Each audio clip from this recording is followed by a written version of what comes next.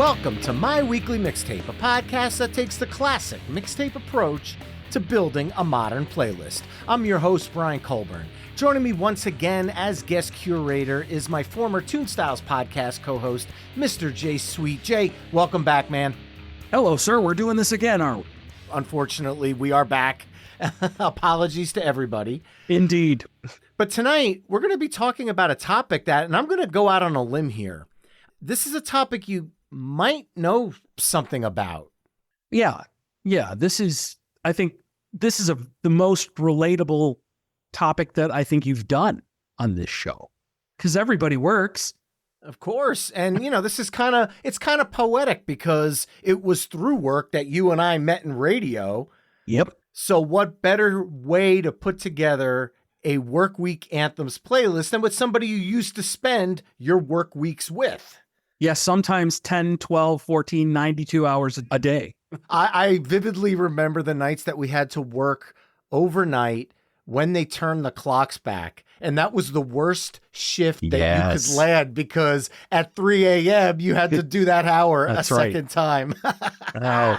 So, Jay, what were you looking for in the work week anthem songs that you're bringing to the table tonight? Well, a lot of this was, for me, just songs that kind of I think of that keep me going for the crappy, sometimes very stressful job that I have in the news business. And, I think I mentioned to you a few weeks ago, I was watching the movie Idiocracy just to prove to myself that it's not that bad. But these are, I picked up a bunch of songs, that get you through the day. That's pretty much the way that this should work. Yeah, and my list kind of came together thinking about all the songs that I grew up with that were kind of targeted towards the quote unquote working man and working woman. And a lot of that, I grew up in the 80s, so I'm going to be probably going down that road a lot tonight. Mm-hmm. But then outside of it, songs that kind of just are very on the nose about the work week. Some of them are the obvious picks. Some of them are not so obvious. So I kind of want to see what kind of a balance we strike with this mix tonight. There was certainly a number of, more than a number. There was a great deal of careers in the 80s and late 70s, right up until probably the early 90s that really were built around this very topic. And a lot of people got some good careers out of this. And I'm sure we'll cover a lot of that tonight. And I think there are still songs that are made about the working stiff. I mean, heck, Rick Springfield had a whole album dedicated to the working class dogs. In fact, I believe he has a radio show now on Sirius XM called Working Class DJ. And he gets to host that hour of programming, which is great. And just proving the point that the guy should have retired aeons ago, and here he is still doing work. Proving everybody wrong and still kicking ass doing it, right? 100%, yeah. Well, it's never been more appropriate to use the next phrase that I use in every mixtape curation episode, and this time it almost becomes a dad joke in and of itself. Let's get down to business. Tonight, as I mentioned at the top of the show, Jay and I will be curating a work week anthems mixtape, and we'll use the old cassette deck approach. Jay, as my special guest, will begin side A with his first song choice, and then I'll add a song that I feel best follows up that choice. We'll then flip-flop choosing songs until we've mapped out 10 songs for side A. We'll then give our mixtape a proverbial flip, and we'll map out side B, only this time I'll kick things off with Jay choosing second. Our overall goal for the episode is to craft the best work week anthems mixtape possible through only 20 songs. At the end of the show, you could take our conversation to the next level by visiting the episode page at myweeklymixtape.com to give our final mixtape a listen via the embedded playlist. And if you like what you're hearing on the show, you can help me out by either telling a friend, leaving the show a 5-star review wherever you're tuning in, or becoming a Patreon mixtaper at patreon.com/myweeklymixtape. There you can enjoy ad-free episodes of the show, become a future guest, and so much more. And a few of the Patreon mixtapers chimed in with songs they would use to kick off their work week anthems mixtape, and I want to give a few a shout out. Christopher Style chimed in with Huey Lewis in the News, couple days off, calling it a banger of a song, along with Loverboy's Workin' for the Weekend. Sherry Thomas chimed in with Donna Summer's She Works Hard for the Money. Tom Hutchinson chimed in with C.W. McCall's Convoy, saying there's nothing better than a trucker rebellion song to start a mixtape. Chad Lamassa chimed in with Johnny Paycheck's Take This Job and Shove It. Philip Bergman chimed in with Billy Bragg and the Blokes' Saint Monday. Ben from the Too Vague podcast chimed in with Desmond Decker and the Aces Israelites and Roy Orbison's Workin' for the Man. Jen Fink chimed in with Rage Against the Machine's Killing in the Name of, with the You I Won't Do What You Tell Me section serving as the inspiration for the choice. And finally, Seeker chimed in with the Easy Beats Friday on My Mind, saying their guitarist George Young was the older brother to a pair of Youngs, that being Malcolm and Angus of AC/DC, along with another Easy Beats member, Harry Vanda, who produced many of AC/DC's albums. Just as a reminder, if you want to chime in for future My Weekly Mixtape episodes, you can join the Mixtaper family at patreon.com/My Weekly Mixtape. So Jay, you've tumbled out of bed and stumbled to the kitchen. You've poured yourself a cup of ambition and you've yawned and you've stretched and now you're kicking things off for side A. I think that's how it goes. Yeah, I certainly am not trying to face the light because when I go to work, it's 3 a.m. It's still dark outside. But we're ready to rock and roll here, quite literally. I think some great picks by the listeners. That is fantastic, some of the stuff that they were coming up with. I tried to, given the fact that, like I mentioned earlier, there are so many careers that were made and albums dedicated to and songs that are dedicated to the working stiff, I tried to know that kind of stave off the fact that you and I were going to hit a lot of these together, a lot of the common ones. And I'm sure we'll hit them and we'll talk about them when we get there. But for the most part, I wanted to go deeper into stuff that you may not know. So I kind of delved into the 50s and 60s stuff. I went into some yacht rock stuff. The thing that I wanted to focus on was not country music, because I think the entirety of the country music genre is geared towards working class people. And there are some really good country music that has, I think Alan Jackson's got a song, Toby Keith, right, had a tune, and there's just a ton of them. So rather than dive into it, we could make a whole entire country album out of this topic right here. But I want to go completely opposite of that. And to start off this album, if you're ready to rock and roll, I'm going to hit it hard and fast with some Skid Row and Slave to the Grind. Whoa, all right. Why not? I mean, it just drives you in to a better mindset of, you know what? Yeah, I'm doing something right now. I may be menial, low man on the totem pole, but I'm working and I've got my nose to the grindstone and I'm going to get that brass ring and I'm going to be an operations manager. That's what Sebastian was singing about, wasn't he? I'm pretty sure, yeah. I'm not going to lie, dude. I actually had Hailstorm's cover of Slave to the Grind in my bank of songs, especially after all of the brouhaha that went down this past spring when Lizzie Hale sat in with Skid Row for 4 shows.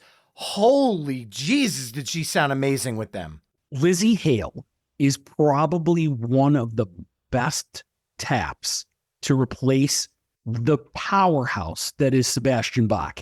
Let's leave the problematic personality type out of it, but she is the full package. Like, she's just amazing on those vocals. And I think just the other day I went back and I think TikTok had it where it was, might have been I'll Remember You that she did. And that was amazing. Yeah, there's a bunch of live videos up on YouTube. If you just search Skid Row, Lizzie Hale, LZZY, you'll see some great footage from those 4 shows. As of now, it's kind of put on hold, but she said the door's always open down the road. So who knows? I know Hailstorm's got a very busy fall coming up for them. Obviously, they're one of the bigger hard rock bands on the planet currently. So it might be hard for her to pull double duty, but who knows what'll happen. Love the fact that you went with the original, though. And man, I wasn't expecting to go this hard right from the beginning. So I think I'm going to go with something that kind of is a little bit of a nod because Skid Row's singer has covered this song. And I'm going to go all the way back to 1974, and we're going to bring in a pre-Neil Rush. And I'm going to go with Working Man from their self-titled album. Back in 1996, Sebastian Bach of Skid Row covered Working Man with Jake E. Lee, Mike Portnoy, Billy Sheehan, former My Weekly Mixtape guest, and Brent Allman for the Magna Carta label's Working Man, a tribute to Rush compilation. It's a sick cover if you haven't heard it, but even the original, it's not what you expect when you hear the word Rush. It's not the proggy side of Rush. This is the Led Zeppelin blues-based hard rock side of Rush. And this song stayed with the band all throughout their entire career, all until the last tour. They were still playing Working Man. One of the few songs they kind of represented through all eras of the band. And coming out of Slave to the Grind, it's still heavy, it's still hard, but I think it gives you a few different directions you can go from here. That is such a great pick, and I had it on my list as well because, again, these are the kind of the deeper dives, and if you're a huge fan of Rush, then you know this stuff. If you're only a fan of like Limelight and Tom Sawyer, or like a casual fan, you may not know the pre-Neil Peart stuff that Geddy Lee and Alex Lifeson put out. And Working Man it is exactly as you said, it drives, it rocks. And it's a great follow-up to Slave to the Grind. Love it. And now I'm going to throw it back to you. But first, I want to mention episode 52, the Ultimate Rush playlist with Steve from Something for Nothing, a Rush fan cast, who's also part of the Pantheon Podcast Network. If you're a Rush fan, or if you want to learn a little bit more about Rush, Steve is a wealth of knowledge. I highly suggest checking that episode out. But now, Skid Row, Rush, track 3, what do we got? I'm going to stay in that vein. Okay. And I'm going to go all the way to the end of this band, sadly, this band's career, with a few new members and some tweaks and a little help from an older member.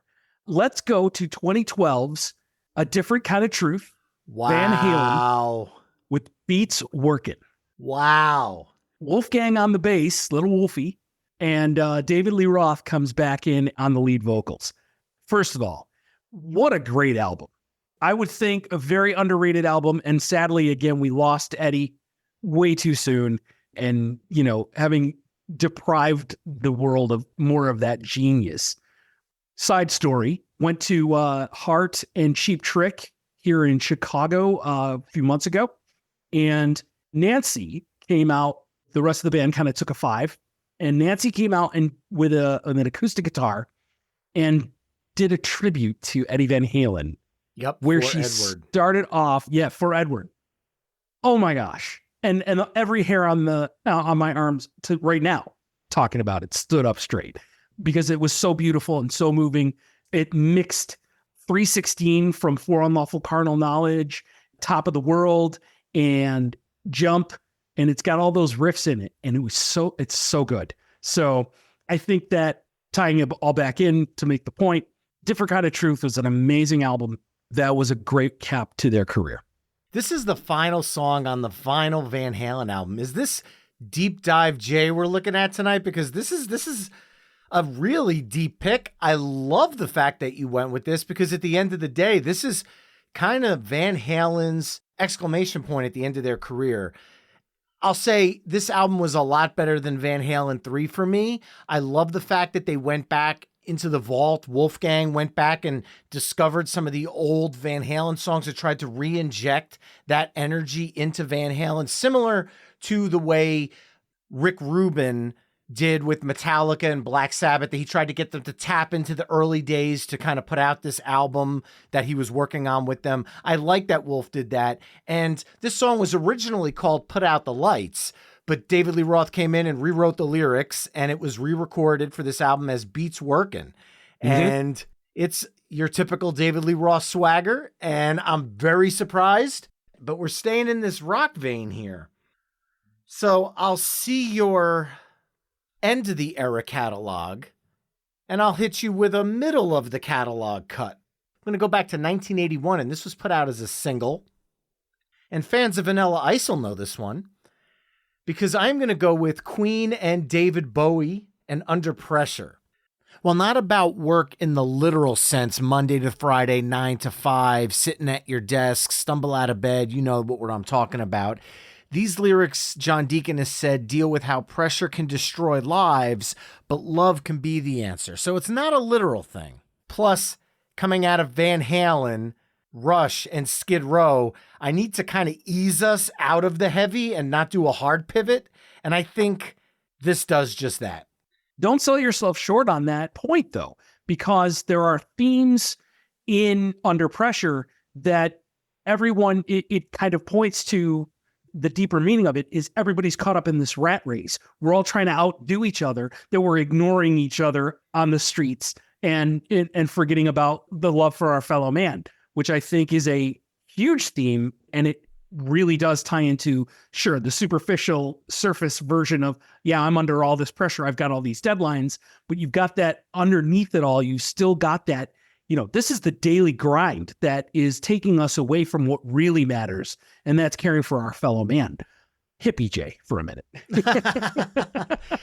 Well, Covers Brian wants to chime in because in 2004, My Chemical Romance and The Used covered this song together. And I'm not going to lie, that emo punk treatment on that version was absolutely awesome. I love it. It could be one of my top songs from both of those bands because that cover was just such a uniquely perfect combination to be able to bring the Queen and David Bowie into the modern era at the time.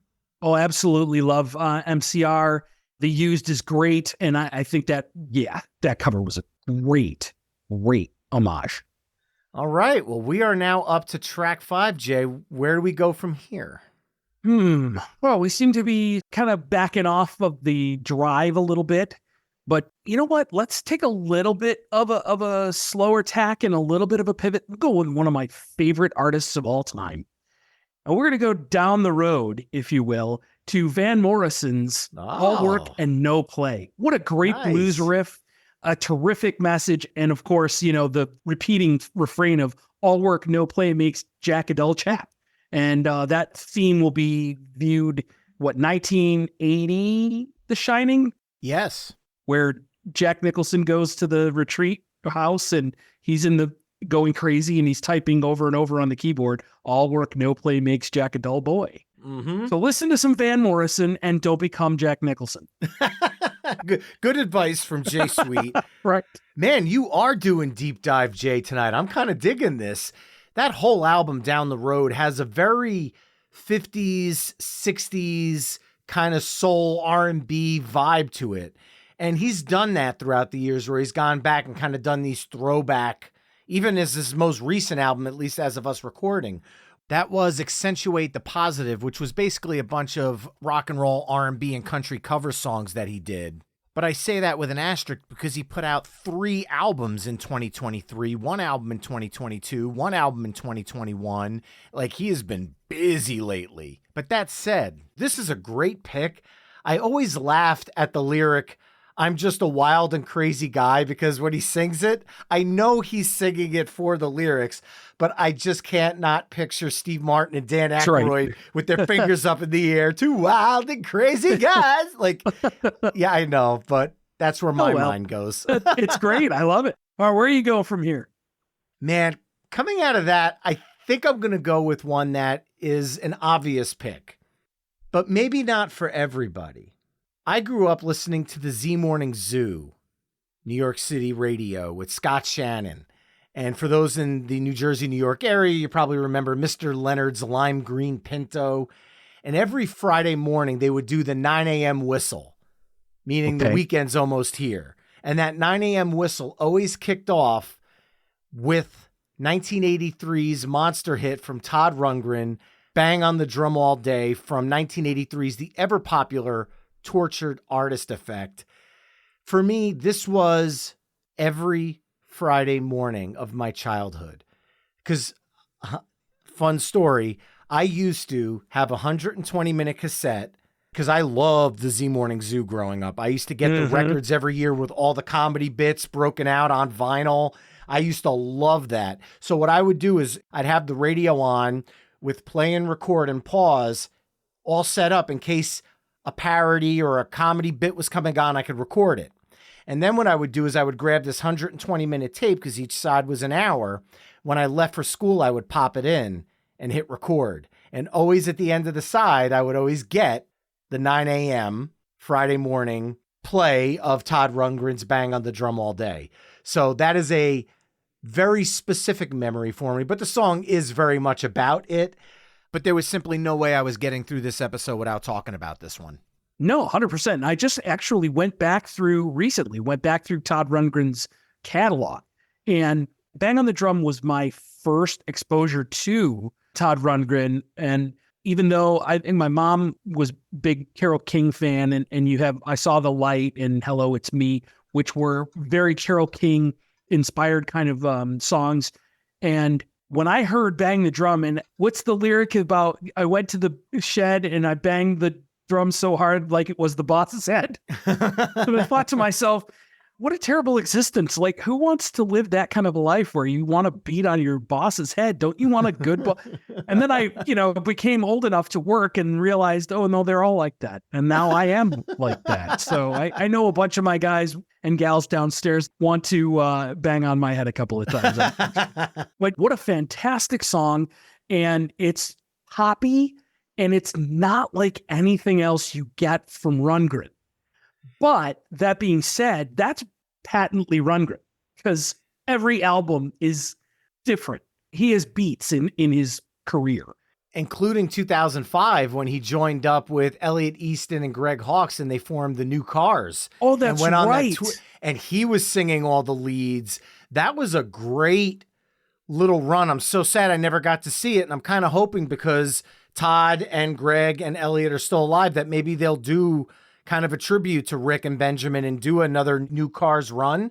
Oh, because yeah. I understand that Todd's voice is different than Ben and Rick, but it's not that far off. And it was convincing. No. And they did a song, Not Tonight, together that I rank as could be as good as anything in the Cars catalog.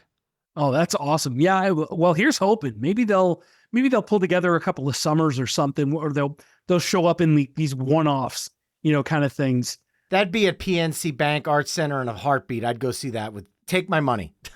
Were they? Was it Todd Rundgren that was performing with them at the Hall of Fame induction, or no? Well, Rick was still alive during the. Okay, yeah. Okay, all right. Well, let's see. We're talking about 1983 here. Let's stay in the 80s, and some of you will recognize this song from the most recent Allstate insurance commercials, featuring a beautiful 1950 or 49 car with a hood ornament singing, "I've got the brains, you've got the brawn, let's make lots of money." And that's Pet Shop Boys' Opportunities. If you hadn't grown up in the 80s, that was one of the most popular songs by the Pet Shop Boys. And I think that song speaks perfectly for corporate America. I couldn't agree more. And I'm going to make a confession right now. The Allstate commercial, I actually had to look up the song the first time I heard it. For some reason, the Pet Shop Boys were a blind spot for me in the 80s. I don't know why, but I'm confessing some deep, dark secrets here tonight on the show. I had to look that one up when I first saw that commercial. I'm like, why do I know this? How do I know this? And I Shazammed it and went, it's the Pet Shop Boys, blind spot. Yeah, I don't know why, but it's a great song. Yeah, Pet Shop Boys kicked some serious hiney in the 80s with West End Girls. And What Have I Done to Deserve This was one of my favorites with Dusty Springfield, another great song. And this one was it was a minor hit for them, but it was such a great riff.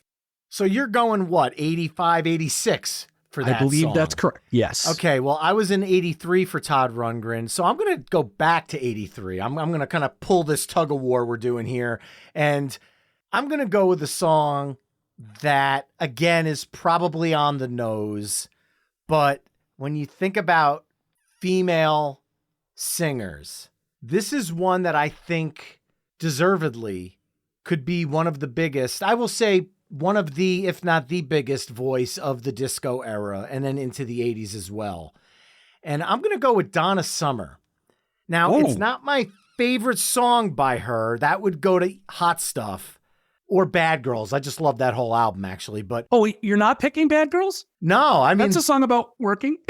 Yeah, technically, right? It would fit the theme, but right. No, I'm not. I am going to go with 1983's She Works Hard for the Money. Shout out to Patreon Mixtaper Sherry Thomas, who chimed in with this one as well. Like I said, Donna Summer's voice. I mean, is she the queen of disco? Maybe. I think you can make a good argument for that. I mean, between Last Dance and Hot Stuff and Bad Girls, and then this was a little bit more pop for her. Mm-hmm. But when you think about those 80s songs about the work week, this was always on the radio on a Friday. Absolutely. And that's kind of what got ingrained into my head when I was always listening to radio, those songs that they always played around either 9 a.m. or 5 p.m. on a Friday. And that's kind of where my mind was going with this playlist, kind of keeping it in that, hooray, it's the weekend vibe. That song will always remind me of my mom because of that song came out right around the time where my parents split up, and my mom had 4 kids. Most of us, I think, were under 10 at that point because I'm the oldest. And so just knowing what my mom went through to make ends meet and to make sure that we stayed alive was that song. It really reminds me of my mom, and she did work hard for the money. And, that I love you, Mom. You're the best. And so, there was let me take a hard right here. There was a documentary movie that came out on Casablanca Records that highlighted her career. And sure, some liberties were taken up, of course, because on all these documentaries, liberties are taken. But the story of where she was in Germany performing these dive bars to stay alive with her daughter, I believe, at the time, and then that she was discovered, and holy cats. And then she come out of that record, if I'm not mistaken. And what was it? Love to Love You, right? Where she's literally moaning sexually through the whole song. And she became like a really, she went back to her devout Christian roots and did a couple of gospel records after all of the pop stuff was done. It was like, I don't want to talk about Bad Girls. I don't want to talk about, because, an important part of her career, but she said, I felt over-sexualized and I felt like I was part of the machine. So again, that double meaning for the song For You, she really got caught up in that grind as well. Yeah. Well, all right. We got the ladies making an appearance here, and I'm enjoying that. Here's another woman who was in the same era, 1981, I believe this song came out. And she did almost the exact opposite of what Donna Summer did. We're talking about before she was kind of discovered, but she was kind of brought in by Prince. And we're talking about Sheena Easton here. And she wrote a song called Morning Train, in parentheses, 9 to 5, to not be confused with the Dolly Parton 9 to 5 that had come out the year prior to the movie of the same name. So this song, and then right after this song, I think she connected up with Prince and then did a whole bunch of rather sexually aggressive songs. I was going to say Morning Train 9 to 5 is probably more bubblegum than anything she did ever past that. Yeah. And it's a great song. And the fact that they had to parenthesize 9 to 5 just to kind of distinguish itself from Dolly's version, which still hasn't come up tonight. And I'm kind of surprised about that. I could follow you up with that and do a 9 to 5 back to back, but ending aside, there was a story that I was told on episode 23 of this show. And that episode was the Ultimate Huey Lewis in the News playlist with Bill Gibson. And he tells such a great story about this song that I don't want to spoil it now, even though I spoiled the fact that this song is going to make that episode's playlist. I digress. From 1982's Picture This, I'm going with Workin' for a Livin'. I do want to give a shout out, though, to Patreon mixtaper Christopher Style, who chimed in with a couple days off. I love that one as well. However, coming out of this kind of early 80s thing we've got going, from Todd Rundgren, maybe a bop up to 86, back to 83 to 81, I'm kind of going to stay in that area. And at the end of the day, Workin' for a Livin' was the song the band closed all of their shows with, because that was kind of the theme of the band. But I'm not going to go any deeper than that. However, there is a great cover of this song by Garth Brooks, and it features Huey Lewis on the track as well. It's on one of the 5,347 Garth Brooks compilation albums. I think it's the Ultimate Super Deluxe Limited Rare Out of Print Analog to Digital Dolby Atmos Greatest Super Duper Tippy Top Hits album.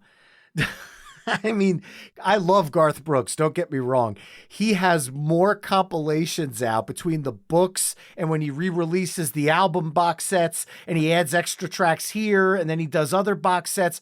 He has more compilations of his albums than actual albums at this point. But no hating on Garth. Closing out side A, Huey Lewis in the News, Workin' for a Livin'. Love it. Yeah, that was one of the first Huey Lewis songs.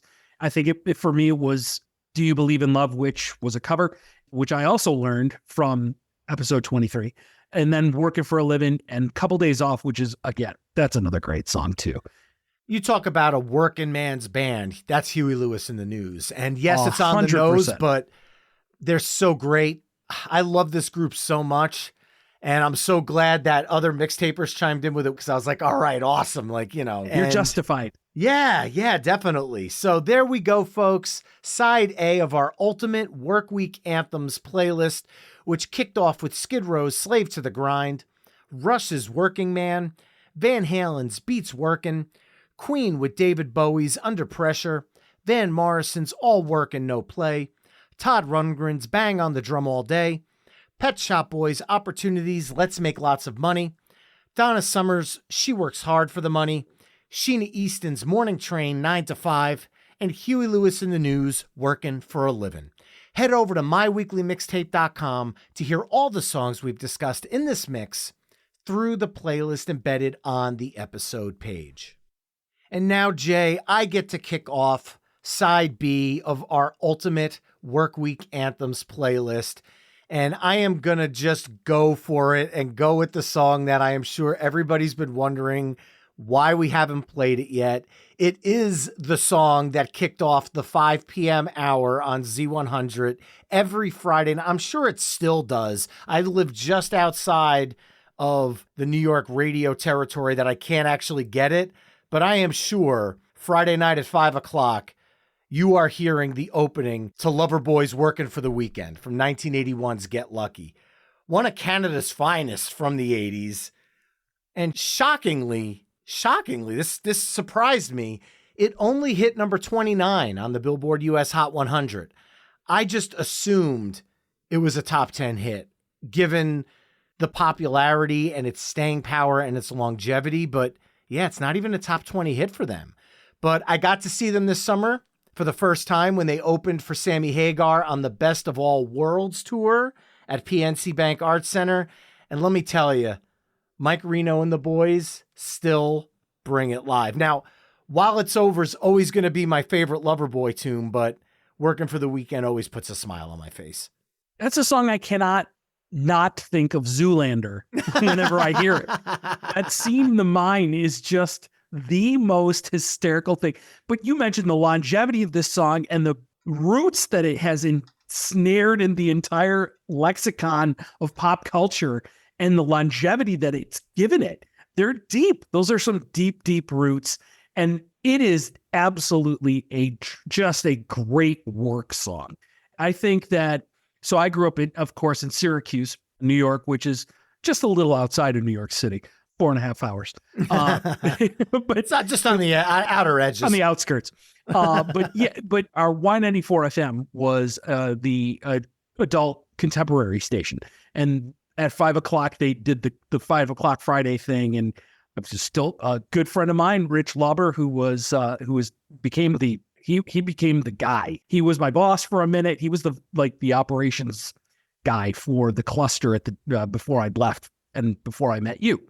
And he was the afternoon drive jock who got to blow the 5 o'clock whistle. And Nice. This song was in the Working for the Weekend was in the clips, right? The cold open, if you will, that he would play before the 5 o'clock Friday. Like, it was so good, when I was growing up and having that, cutting my teeth in radio and hearing that song for sure. All right. Well, what are you going to follow up Working for the Weekend with? Because I have no better place at this moment to do this song, and it absolutely must be put in here because this is roller skating 101 at its finest when I was growing up. This is another one of those songs that epitomizes working stiffs, right? And what are we talking, like 1984 or 1985 that this song came out? Or it might have been later, but I'm fairly sure it was right in that area. With Johnny Kemp's Just Got Paid. And if you think about it, I just got paid. It's Friday night. There's money in my pocket and I'm feeling right. So yeah, that's what and that sums it all up. That's what makes the work week worth it. Dude, that came out, you want to laugh? 1987. Well, I was going to say 87. I had a feeling because I remember everything came out in 1987. Come on. Yeah, exactly. But that was the years that I was at the local skating rink with my friends after school every day. Like, we're going to go to the skating place and listen to Samantha Fox and Johnny Kemp while we're backwards skating. Yeah. I mean, you want to talk about, you mentioned sexualized singer before, Samantha Fox. That was like, well, she was a page 6 girl in England. So there you have it. Page 6, right? That's the big, it's not I page know. 3. There's the hell you don't. I have no idea what you're talking about. Sure. Just like you're going to probably admit that you don't know that there's an NSYNC cover of Just Got Paid on No Strings Attached. Oh, no, I absolutely know that. And I'm going to say, I'm sure there's a lot of people listening that are in their 20s and 30s that are screaming, why didn't we go with the NSYNC version instead? So you probably have some explaining to do, Mr. Sweet. Well, there's a bunch of songs that were kind of more modernized. I think we kind of got into this a little bit. Britney Spears has a song called Work B. I don't want to cuss. Rihanna has a song called Work, where she repeats the song, I think 72 times. For 62 times in the song, it's some ridiculous amount. And it's but like Bart Simpson on the chalkboard. That's right. The intro to the deep cut there. But I wanted to stay with the originals that really kind of invoked those memories for, again, the 80s kind of saw, it was the decade of decadence. It was the decade of excess. And the 80s encapsulated that ideal of working for the next big thing and really, really grinding it out to get what you want out of life. And we still had hope in the 80s that we could actually do that. Now I'm fully aware that I'm not going to retire. They're going to pull my dead carcass out of my office. So what am I going to do? Oh, man. Well, we just had 2 songs that celebrate the joyous coming of 5 p.m. on a Friday. I'm going to do a hard pivot here. Maybe not so much musically, but in mindset. I'm only going to go back 2 years to 1986's Different Light. And I'm going to go with one of my favorite 80s songs, maybe ever. And I'm going to go with the Bangles' Manic Monday. Prince's musical masterpiece with Susanna Hoff's hypnotic voice. I've always loved this song. And it was something that on morning radio, 7:38 a.m. every Monday, this got played like clockwork. And I didn't care as much as I hated Mondays, just like Garfield. I loved this song. Reliant K does a great cover of it on the Punk Goes 80s compilation, as well as Billy Joe Armstrong from Green Day in 2020 on his No Fun Mondays album. He did a cover of the song with Susanna Hoffs guesting on the track. Could be one of my favorite songs ever. Like, I just love this song. It's a perfect pop song. Absolutely. And I had forgotten the Reliant K version. Punk Goes 80s is a great album. And I had forgotten all about that until you mentioned it. And again, you could have gone in any different direction with the Monday Blues. There's I Don't Like Mondays by the Boomtown Rats. I mean, I could go there if I wanted to follow it up, but I don't. Fleetwood Mac's Monday Morning. Monday Morning, yep. Monday by Mamas and the why Papas. did I just Mamas and Papas? I don't know why I just blanked on that. Actually, I do. It's because I'm old. And if I can remember songs like Monday, then I can totally. And then there's I just had a moment there. Blue Monday, New Order. New Order. How does it feel? How does it feel? And then they was it Muse that redid that? Nope, that was Orgy. No, Orgy. That's it from the Not Another Teen Movie soundtrack. And Candy Ass, the album. Yep. So all that tangent aside, let's go to all right. On that case of the Mondays tangent aside. That's right. Let's stay in the work sucks, I know kind of vein, which we've skirted around it long enough, Brian. I think we need to bring Dolly into the mix. So let's go with Dolly Parton's 9 to 5. Well, mentioned it earlier when we were talking about Sheena Easton. This song came out in 1980, and it was the theme of the movie of the same name with Lily Tomlin, Jane Fonda, and Dolly Parton, as well as Dabney Coleman. And that movie was hysterical. Would not probably hold up. Well, I can't even say that because relatively recently, they did a Broadway musical of that, which starred Allison Janney from, the comedic actress, wonderful actress, a national treasure and a sheer delight that she's very, very good. But yeah, this song is the ultimate summation of working for the man. Yeah, and now we went from Deep Dive Jay to Pathological Liar Jay, because Jay at the beginning of the episode said you weren't going to do any country songs. That's true. This was a crossover, though, so I'm going to give you a technicality. I'm going to give you an asterisk on this one, because it was a pop hit as well as it was a country hit. However, I get to drop a cover song here, and people are either going to drive off the road angry that I'm bringing this up, but I don't care. The Chipmunks covered this song on the Chipmunks Go Hollywood LP that I used to rock out to when I was 3 and 4 and 5 years old.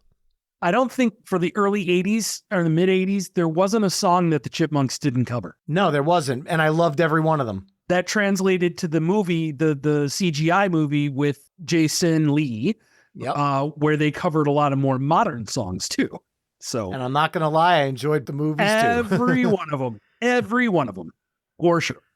Well, you finally gave me an in, because when you said I'm not going to go country at all, I was like, well, damn, how am I going to sneak this in here? But now you've opened the door, so now I'm going to run right through it with a shout out to Patreon mixtaper Chad Lamassa, who also chimed in with this one. Written by country legend David Allan Coe, but made famous by Johnny Paycheck. From 1977, his massive single, Take This Job and Shove It. The views expressed in Johnny Paycheck's Take This Job and Shove It are those of Johnny Paycheck and David Allan Coe, and do not reflect the views or positions of Brian Colburn, My Weekly Mixtape, and Jay Sweet. I mean, maybe you, Jay, but I figured I'd give you an out if you wanted it. Yeah, we can't not talk about Take This Job and Shove It. It's anytime someone's frustrated, this song pops into your head. And I'm not saying that I ever think it now, but it has in the past popped in my head. I gotta tell you, I didn't know until right now. Today I learned that David Allan Coe wrote this song. Oh, you didn't know that? Nope. And yet it makes so much sense. I mean, the lyrics of the song about got this boss who has a brand new flat top haircut, and Lord, he thinks he's cool. So, but this was used as a theme song to the 1981 film of the same name, which I remember because when everybody on my block got cable and we all got HBO, my buddy Derek had HBO. And we would go up to his place when his parents weren't really paying attention to us, and we go in the basement and watch HBO movies like Super Fuzz and Take This Job and Shove It, which Porky's and Revenge of the Nerds and stuff like that. I was going to say, really not exactly appropriate for 8 and 9 year olds, but here we were anyway. Animal House, Caddyshack. Yep. Sure. Before the PG-13 rating even came out. So there's been so many times that I've gone to show our kids movies, and we'll be watching them, and my wife will turn to me and she'll be like, "The hell is this rated?" And I said PG, and she just stops the movie and she goes, "What year?" I'm like, "It came out when I was a kid, like 86." She's like, "Brian, PG in the 80s is not PG now. There's a big..." No, not at all. Goonies was PG. Yeah. And the scene with the guy in the freezer with the bullet in the head. I'm like, I saw this in the theaters. This is what a PG movie is, right? You know, like big old dumb dad there. But you've got an open road here. We can go out of Johnny Paycheck and we can talk about taking this job and shoving it. And what happens after you tell somebody to take this job and shove it is more than likely you're going to get fired and you're going to need to get a job, which leads us down to, that's right, leads us off to the American Graffiti soundtrack, which by the Silhouettes. And that's probably one of the most famous songs off of that record. Dude, that was in every 1980s movie. I remember it being in Trading Places, Good Morning Vietnam, and Stand By Me. And then on top of that, obviously, American Graffiti. And I'm sure there's other ones. Anytime they went back to the 50s, they went to this song. Here's a weird thing about this song. I've always wondered this, and I want to know if I'm the only one. The bass voice in this song, the guy that's going sha-da-da-da, sha-la-la-da, is he louder in the mix than everybody else? Like, he really protrudes out of that song, doesn't he? It seems like it. And here's a theory. And he was closer to the microphone. There's the theory. Yeah, exactly. My theory is this. And someday you and I have talked about doing the greatest oldies mixtape with a good friend of mine from Syracuse, who is a veritable fountain of knowledge for all things doo-wop, Jimmy Mitchell. And I'm going to shout him out on the show today.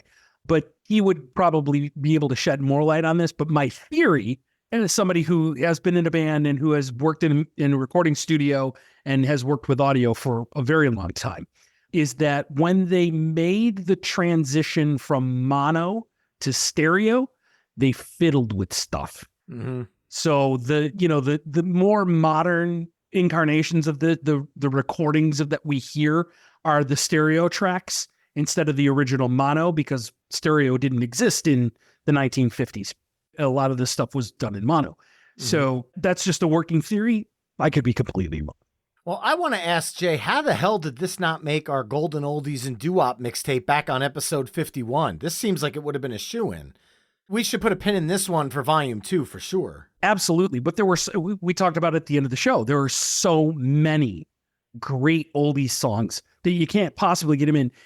If you take the entirety of the American Graffiti soundtrack and more American Graffiti, which were songs in and inspired by the movie, those are the perfect oldies mixtapes. They're just perfect. So that's probably why. Yeah, we did promise people a volume 2 on that one, so we have to get to that sooner or later. So what I'll do until that point is follow your oldie up with another oldie, kind of keeping this vein.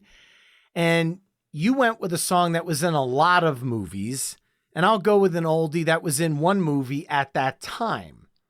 And I'm going to go back to 1964, and let's just bring the legends into this. The Beatles, A Hard Day's Night. And I've been working like a dog. It's been a hard day's night. I should be sleeping like a log.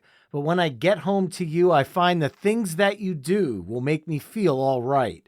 This is kind of like Drake level lyrics in 1964, if you think about it, man.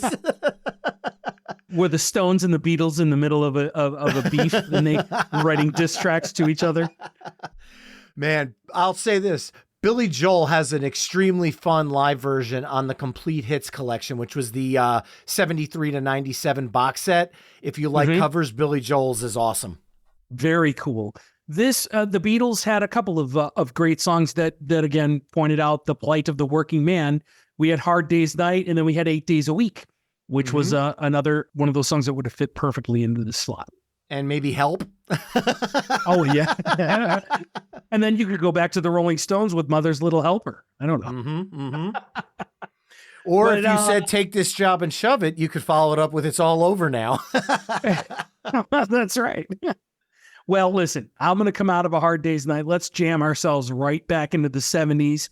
And we've kind of needed to get here another one of these great anthems for the Blue Collar Man by Styx. I was about to say, dude, I was going to ask you to kind of like turn in your Styx fan club card if we weren't going here soon. Well, we had the pleasure of talking with Lawrence Gowan of Styx back in our Tunestiles days, and then he joined me on episode 25 for my weekly mixtape. So if there's any Styx fans in the house listening tonight, go back and check that episode out. I knew this one was coming up, and I knew you were picking this one. So I had it in my bank, and next to it, I literally have parentheses, Jay's definitely picking this one. Don't bother taking many notes. Listen, if you're living in Chicago, you might as well have a really good knowledge of Chicago bands. And I think I've got a pretty good repertoire here. In fact, it's funny.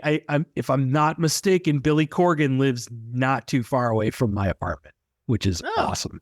Yeah, I'm going to swing up and say hi. I'm sure I won't get shot at all. No, but if you don't, and after you're done with like the restraining order and getting arrested and stuff, if you can ask him to come on for like the Ultimate Smashing Pumpkins episode, that'd be cool. So come on, throw a good word in there. Actually, no. Take one for the team. But if you're getting a restraining order, I don't want you asking him because that's going to put it on me too. So reflect badly on my weekly mixtape, which we don't. Yeah, so we don't want that. So try to do it in a happenstance, like run into him at like the music store or something. Okay, yeah, good. That's doable. All right, so ready? 3, 2, 1, break. Okay, good. Now you're going to go do that. And I am going to follow you up by staying in the 70s and going with one of my favorite songs growing up and one of my favorite working songs ever. And it's also a song that could be used kind of about work or about life in general. Yes, the lyrics are much more on the nose about work, but sometimes we're just taking care of business. Bachman Turner Overdrive from their 1973 album, Bachman Turner Overdrive 2. One of my favorite songs growing up. My parents had this album, and as much as I love songs like Blown and Welcome Home, Bachman Turner Overdrive are incredible. But Taking Care of Business was the song for me as a kid. Every time they put it on and that riff started, I was stomping around the living room to this one. And I just loved the track. And then in 1988, a band called Big Mouth, I want to know if anybody has ever heard of this group before. They played their videos, I want to say a little bit on MTV and a little bit on Nickelodeon. I really want to say Nickelodeon. Nick Rocks? It might have been Nick Rocks. And it was kind of this rap rock combination that was kind of going after the Beastie Boys' License to Ill success. And they do a cover of Taking Care of Business, but it's pretty much the original song, except they don't sing it. He just kind of talks the lyrics, but he's rapping it, but it doesn't kind of flow like a rap song. Whereas Randy Bachman would sing, "You get up every morning with the long clock." This guy's going, "You get up every morning with the long clock, one and take the 8:50," and he talks it. It's very... Yeah, he's singing it. Yeah, so I'm going to embed this over on the episode page at myweeklymixtape.com if you haven't heard this cover, because I think everybody needs to hear it just once. But I mean, the original's a damn classic, and sadly, it's my last pick of the night, so I feel like it's a great way to wrap a little bow around the songs I've chosen, because Taking Care of Business is what we've been doing for the last hour here. That's right. That's right. Well, all right. So that means I get to close out the record? Yeah, you have the good fortune of putting the cherry on top of our Workweek Anthems playlist. Oh, what a cherry it will be. Brian, I am very disappointed that it's taken us this long to come to the greatest song about working that was ever composed. I mean, of all time. Of all time. But I think we've saved the best for last here. And I'm going to rip out from 1986's Polka Party. Yes! Dog Eat Dog by Weird Al Yankovic. Yes! That is the best song. I can bend paper clips into the shape of small animals. Oh my God. Yes, yes, yes.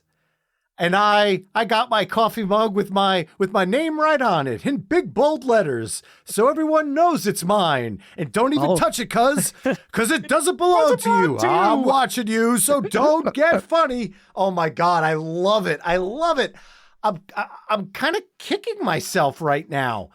I didn't even think about this one. So thank you.